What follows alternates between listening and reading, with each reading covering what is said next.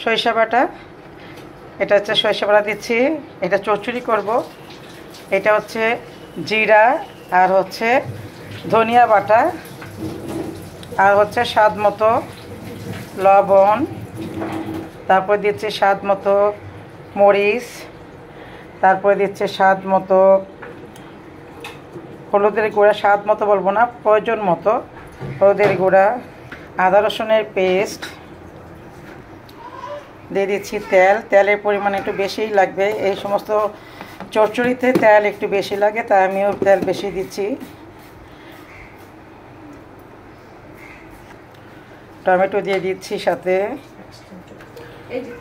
পেঁয়াজ দিয়ে দিচ্ছি, কাঁচামরিচ দিয়ে দিচ্ছি,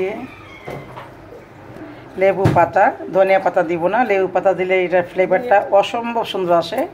এখন ভালো করে হাতে মাখিয়ে দিচ্ছি। এই চচ্চড়ি এইটাই বৈশিষ্ট্য, ছোটোবেলা থেকে দেখে আসছি মার কাছে, খালার কাছে, শেষে দেখছি শাশুড়ির কাছে।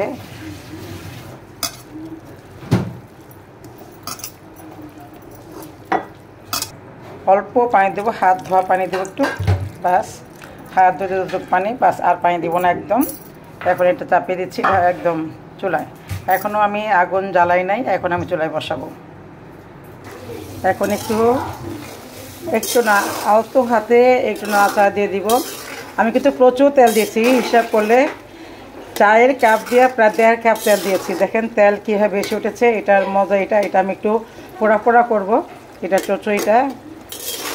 এই যে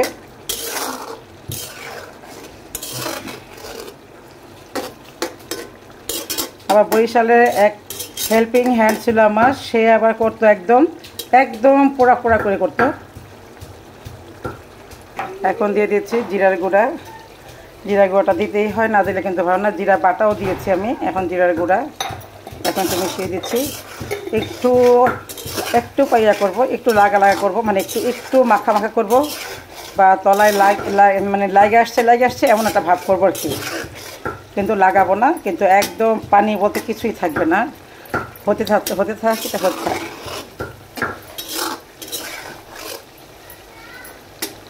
ছোটো মাছগুলি মনে হয় কি যে একদম নরম, কিন্তু তা না।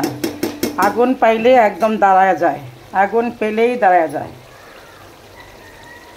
এত আমার তরকারিটা হয়ে গিয়েছে।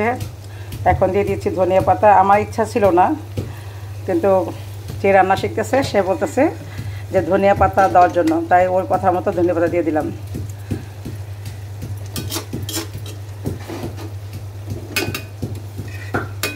এই তো আমার রেডি। এই দেখেন একদম